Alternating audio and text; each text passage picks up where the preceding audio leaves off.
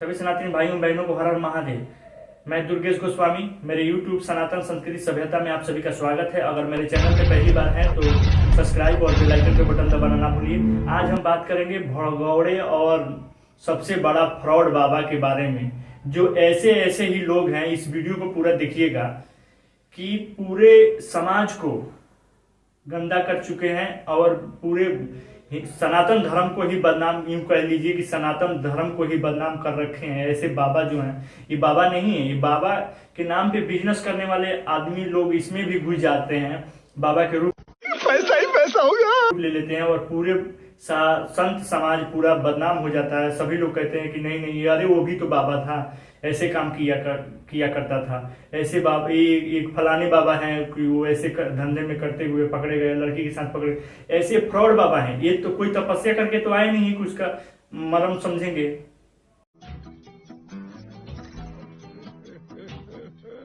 तो हम आज बात करेंगे कानपुर के जो करैली गांव है, जहां करौली बाबा के नाम से प्रसिद्ध है। वहां आश्रम खोले हुए हैं, जिनका नाम था बचपन में उनके माता पिता नाम रखे थे संतोष सिंह भदौरिया। जो आगे चल के हम इस वीडियो में आपको बताएंगे कि करौली बाबा कैसे बन गए, और उसके बाद फिर बाबा से ही चेंज कर लिया, करौली सरकार नाम रख ली है।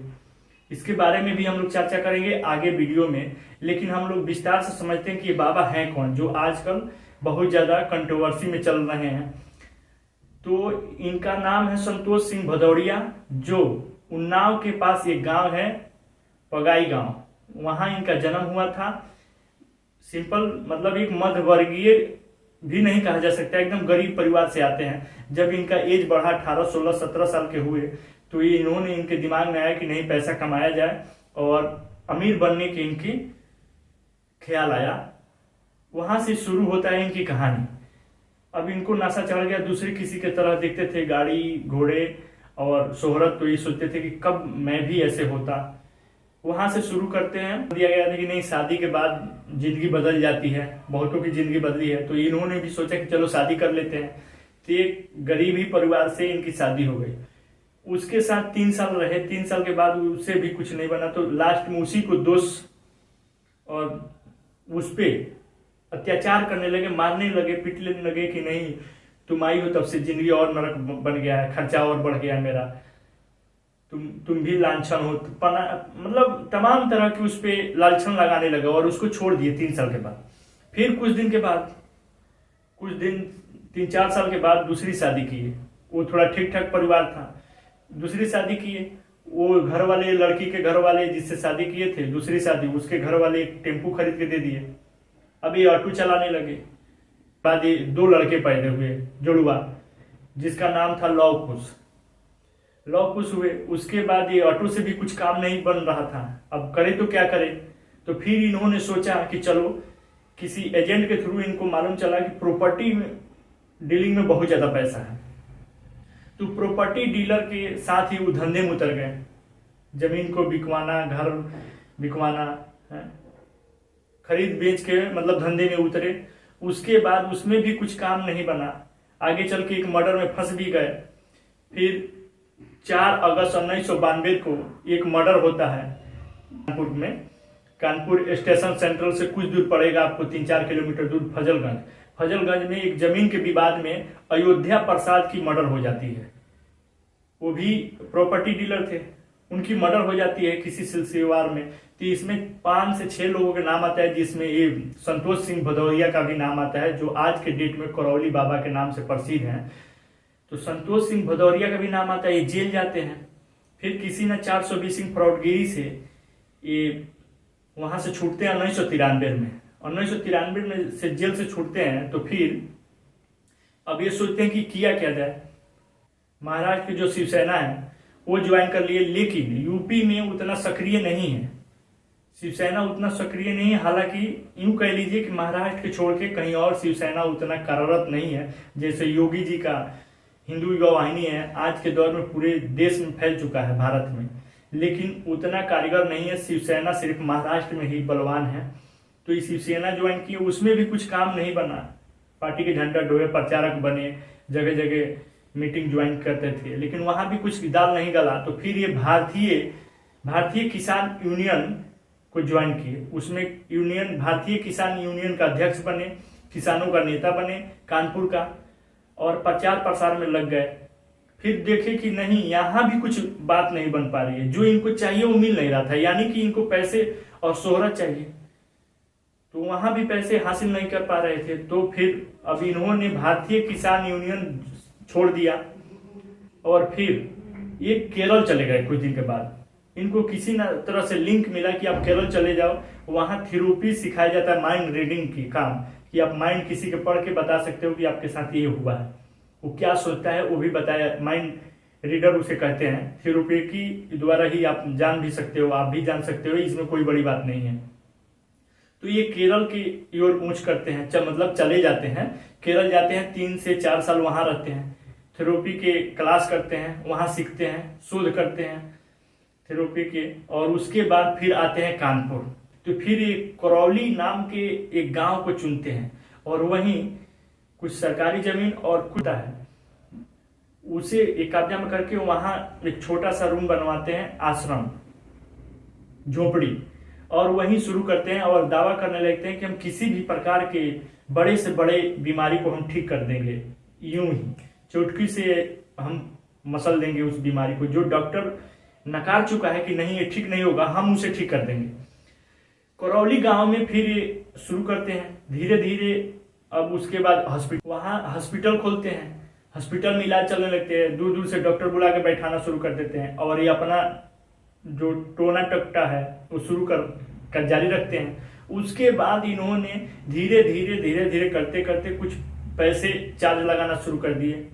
पहले 50 रुपये से शुरू किए, उसके बाद 100 रुपये कर दिए। अब उसमें भी कई तरह के बांट दिए कि नहीं ऐसे एंट्री के लिए इतना 100 रुपया, धागे बनवाओगे, धागा अनिवार्य है, आप ना नहीं कर सकते हो, धागा और एंट्री गेट पे ही आपको 200 रुपया चार्ज लग जाएगा, 100 रुपया की एंट्री के लिए, और 100 रुपया व्हाइट कलर के एक धागा बांधते हैं, वो गर्दन में बनवाइए या हाथ में बनवाइए, 100 रुपया लगता है उस धागे के, 200 रुपया आपका वही एंट्री पे हो गया। अब ऐसे कमीनी चालू किए। उसके बाद हवन के लिए फी कुछ अलग किए, 3000 रुपया या 2500 रुपया शुरू किए थे। फिर उसके बाद अब आगे इसके बारे में, हवन के बारे में जो ट्रीटमेंट इनका जो है, इसमें देखिए कमाते कैसे हैं। उसके बाद इन्होंने आश्रम को दायरा बढ़ाया, किसी तरह 2 नंबर के पैसे हथिया के, जो कला काम करते हैं, जो कलाबाजारी के काम करते हैं, 2 नंबर के पैसे इकट्ठा करते हैं, कमाते हैं, उनसे बोले कि नहीं आप पैसा मेरे साथ इन्वेस्ट कीजिए, आगे चल के अगर चल गया तो हम आपका पूरा डबल करके हम आपको वापस करेंगे और आपका भी इसमें हिस्सेदारी होगा। अब इसी तरह उसमें कुछ बिल्डर वगैरह जो भी थे, इनके पहले से जान पहचान थे ही, वो पैसा इन्वेस्ट किए। तो ये क्या किए, वहां जमीन किए, खरीदे थोड़ा सा, और जो गरीब है वो जो पीछे की जमीन पड़ती गई उसे मतलब मूली गाजर के भाव में उसे कह लीजिए खरीद लिए। 14 एकड़ में जमीन पूरा आश्रम फैला दिए, वहां आश्रम बन गया लकड़ी का। उसके बाद ये वैसे देखते गए और पूरा दावा करने लगे कि नहीं, मैं किसी भी रोग को हम यूं ही मतलब एकदम सरल तरीके से हम ठीक कर सकते हैं।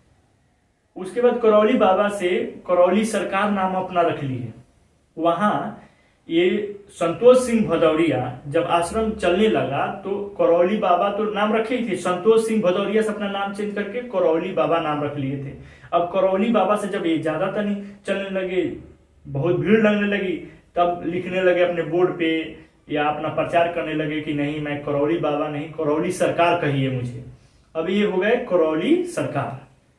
अब इसमें आपको एक चीज ऐड कर दें, करौली नीम करौली बाबा के आप लोग नाम सुने होंगे, नैनीताल के, वो बहुत प्रसिद्ध थे। मार्क जुकरबर्ग एप्पल के जो संस्थापक हैं, ये सब तमाम दिग्गज वहां आए थे, और बिल गेट्स भी आए थे, जिसके द्वारा उनसे बाबा से मिले भी थे और आशीर्वाद दिए थे वही बाबा कि जाओ तुम बहुत पूरे विश्व में नाम करोगे, बिल गेट्स को। लेकिन ये जो मार्क जुकरबर्ग थे, बिल गेट्स के कहने पे वो आए थे, लेकिन जब ये आए फेसबुक के संस्थापक, तो वो तब तक वो परलोक चले गए थे। नीम करौली बाबा एक वो थे, और उनको प्रॉपर्टी से या गाड़ी घोड़े से कोई मतलब नहीं था, शोहरत से कोई मतलब था। ऐसे ऐसे भी अपने देश में बाबा हैं, किसी मतलब सबको एक साथ नहीं थोपा जा सकता कि नहीं सारे बाबा खराब हैं। यही चंद जो हरामी किस्म के लोग हैं जो अमीर बनने के ये धंधा टाइप के करने के लिए आए हैं बाबा के नाम पे, यही पूरे सनातन को बदनाम किए हुए हैं। तो ये वो बाबा हैं, ऐसे तमाम दिग्गज बाबा हैं जिनके नाम हम गिनाएंगे तो लंबा वीडियो हो जाएगा, लेकिन हम आज खास तौर पे इन पे करौली बाबा यानी संतोष सिंह भदौरिया के ही बारे में जान लेते हैं। गुंडा कैसे बन गया इतना बड़ा, इनका चेहरा देखते हैं कैसे लगता है किसी बदनमाश बैठा हुआ है, और आपको डराएगा भी कि आप इससे भी डर जाइए और हाँ कह दीजिए। अब आगे के पोजीशन हम बताते हैं कि हुआ क्या, कैसे हाईलाइट हो गया, कोई नहीं जानता था। अब जानने का कारण ये हो गया कि एक सज्जन यहाँ नोएडा से गए थे उनके पास, उनका भी तबीयत खराब था, डॉक्टर हैं सिद्धार्थ चौधरी, अपने परिवार के साथ वहां गए सिद्धार्थ चौधरी जी। तो सोचे कि चलो हम भी दिखा लेते हैं, क्या जा रहा है उसमें, एक बार दिखा लेते हैं। उनका रिलेशन था वहां, तो वो लोग बोले कि आके आप दिखा लीजिए। तो आप सनातन धर्म में या हिंदू धर्म में जानते ही हैं, चाहे किसी भी आम गरीब कोई भी कास्ट से हो, कोई मतलब नहीं है धर्म से, वो भारत है, पिघल जाते हैं कि नहीं चलो इसी से मेरा ठीक हो जाएगा। तो जैसे नॉर्मल लोग जाते हैं ये भी गए, जो प्रोसेस है वो कराए, पैसा रुपया से जो भी फुट्टी उट्टी कटवाना था वो कटवाए गए। वहां जाके देखे कि एक लड़की आई, माइक पे आई और बोल रही है कि बाबा मैं परेशान हूँ। तो बाबा बोल रहे हैं, करौली बाबा, ये करौली सरकार जो है वो बोल रहे हैं कि क्या परेशानी है तुम्हें बच्ची। ये बोल रही है कि मैं मोटापे से बहुत परेशान हूँ।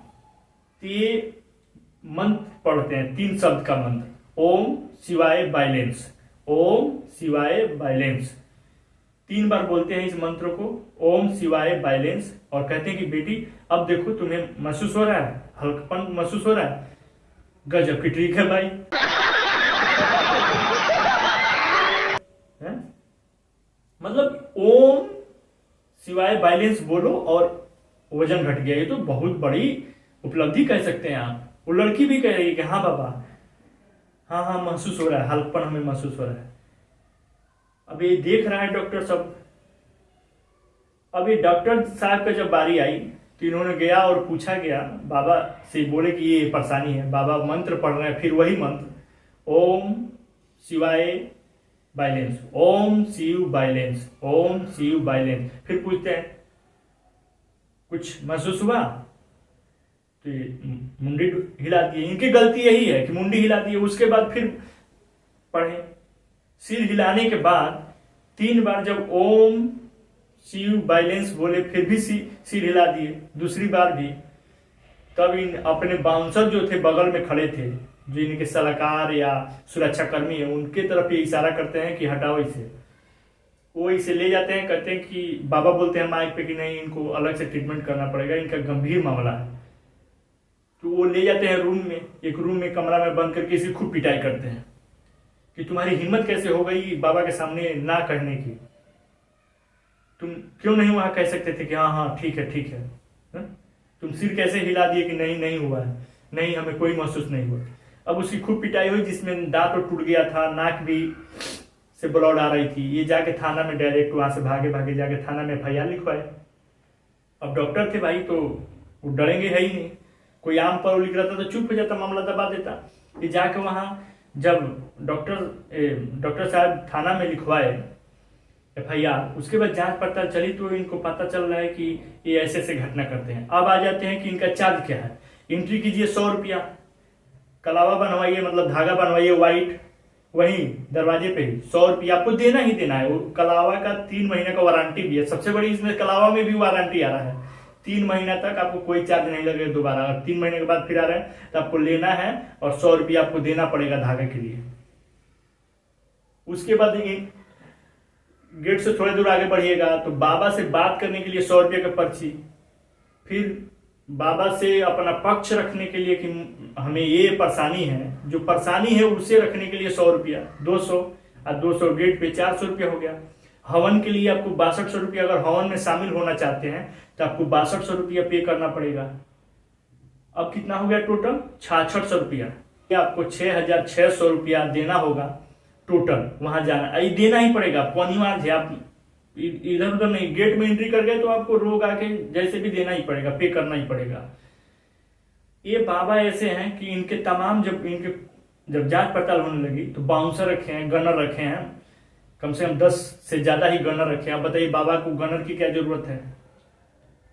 गनर रखे हैं और बहुत गाड़ी की तो शौकीन है बाबा, लग्जरी कार रखे हैं एकदम से। रेंज रोवर 5 खड़ी है इनके आश्रम में, देखिएगा रेंज रोवर से बाबा घूम रहे हैं। आप समझ लीजिए रेंज रोवर कितने की कीमत में आती है। ऐसे तमाम लग्जरी कारें इनके पास गाड़ी खड़ी है, एक से कार, फॉर्च्यूनर से लेकर, मतलब सब महंगी महंगी इनके पास 4 व्हीलर है। अब इसी से अंदाजा लगा सकते हैं कि ये कैसे बाबा है। कौन है ये लोग,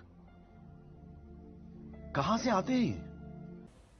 दूसरी चीज, इनकी सभी देख रेख पैसे रुपये का इनका जो 2 बेटे हैं लव कुश, वही देखते हैं, किसी और के हैंडल में नहीं।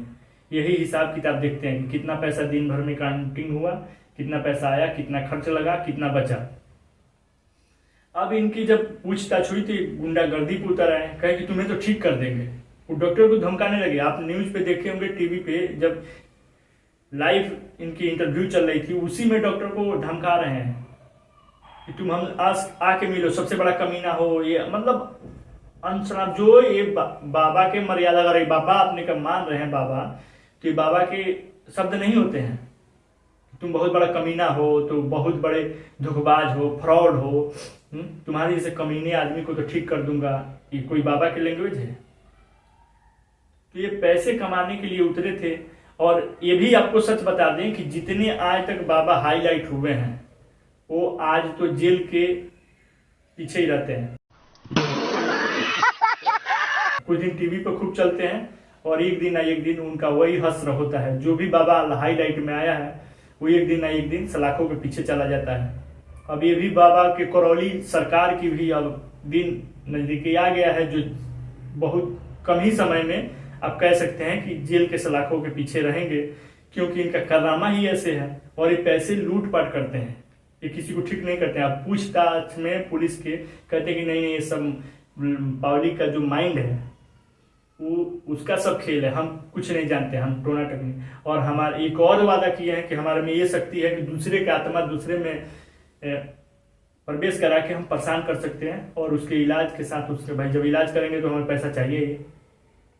जो डॉक्टर को आप 10,000 50,000 दे रहे हो तो हमें 1,000 देने में, ऐसे उदाहरण दे रहे हैं कि हमें 5,000 देने में आपको क्या तकलीफ है? जब डॉक्टर को आप 50,000 दे सकते हो और मैं ठीक कर रहा हूँ फ्री में, तो हमें 10,000 रुपया आपको देने में क्या तकलीफ है? तो ऐसे ऐसे बाबा हैं, जैसे मान लीजिए वो आसाराम बापू हुए, ये अभी तमाम मतलब ऐसे फ्रॉड बाबा हैं। जैसे अभी एक मुरारी बापू हैं, वो भी हिंदू के नाम पे कलंकी हैं और लेकिन घूम रहे हैं। क्या कीजिएगा? आप सभी लोग हैं जो सनातनी भाई हैं, बहनें हैं, माता हैं, वो एकदम कुछ समझती नहीं है, कहीं भी बस प्रणाम करना शुरू कर देती है। अरे समझो तो पहले बाबा आया कहाँ से, हिस्ट्री जानिए कि इनका क्या है, कौन सा तपस्या किए हैं ये, कि आप किसी को तरह से बाबा मान लोगे। यही तो बस सनातन धर्म को नष्ट तहस कर दे रहे हैं पूरा। ये ले डूबेंगे लोटिया, ऐसे ऐसे बाबा पैदा हो रहे हैं आजकल।